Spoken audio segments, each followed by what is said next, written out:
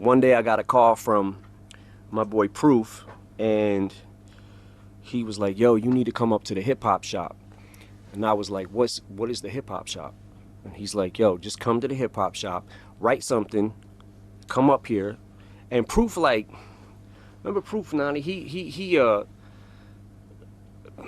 ran shit in Detroit. We like, me and him came up together, and we came up rapping together, but he would kind of go do his own thing, and then I'd be working like at factories and stuff like that, and Proof was out there like on the grind, and he started making connections, and then he met Jay Dilla, Slum Village, and a lot of the early Detroit hip hop that was like exploding onto the scene. Like Proof was such a part of that.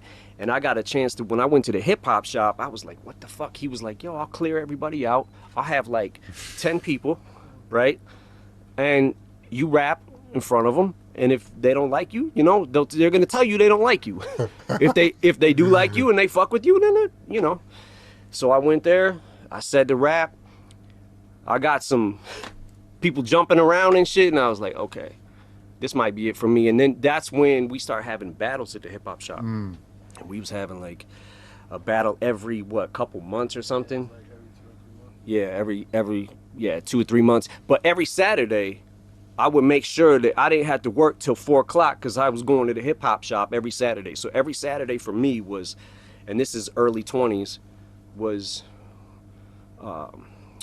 St. Andrews Hall on Friday night. Saturday, hip hop shop. Tuesday, Ebony Showcase. And then anybody that knows Showcase, he's a fuck. I gotta battle him tonight. He's here.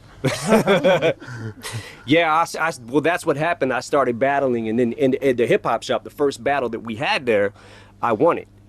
But what we was doing, Proof was taking names and he was putting them in a hat. Like if you want to sign up to battle, you just put your name in the hat. He picks a name, picks another name. So it'd be like Bizarre versus B Flat, and then they'd go at it. And it was, you know, and then me versus whoever. I remember one time I battled Conniver, who was in my group, D12, but we weren't a group yet. I battled, Vaughn. And then I just started, like, I met a few people that got me out of just Detroit, and I went to, like, 97 Scribble Jam. And I went all the way to the end, and then I lost to this guy named Juice, who, to this day, is still a really good fucking rapper. And I think that he's so good that it's okay that I lost to him. You know what I'm saying? But is he still in Detroit rapping? No, this was Cincinnati. Yeah. Yeah, the Scribble Jam was in Cincinnati. That was 97. And then from there I met Wendy Day, and she put me on her battle team.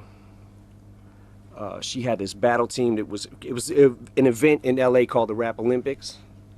And she put me on that team. I went out to LA and then got in that battle at the Rap Olympics, went all the way to the end and lost again.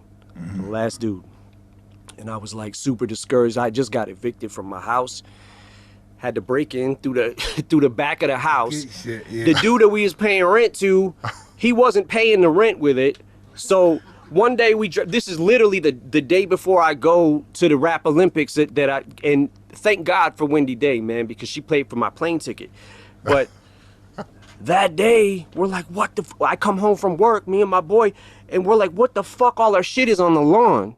I know that very well. So, yeah, so... Lawn, the eviction, man, and they decorated your fucking lawn with your furniture. Yeah, and people was rummaging through it and shit. You gotta wait outside for nobody to take your shit. Yeah, yep. So that happened, and then I had to break into the back because I had nowhere to stay.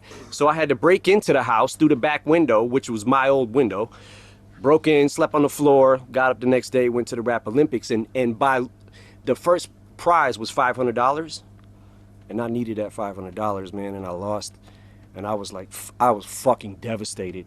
And then this kid, Dean Geislinger, walks up to me and he's like, yo, man, you got one of those CDs? And I was like, yeah. And I kind of just tossed it to him, right? And didn't think nothing of it. I didn't know that Dean worked with Jimmy Iovine. So he gave it to Jimmy.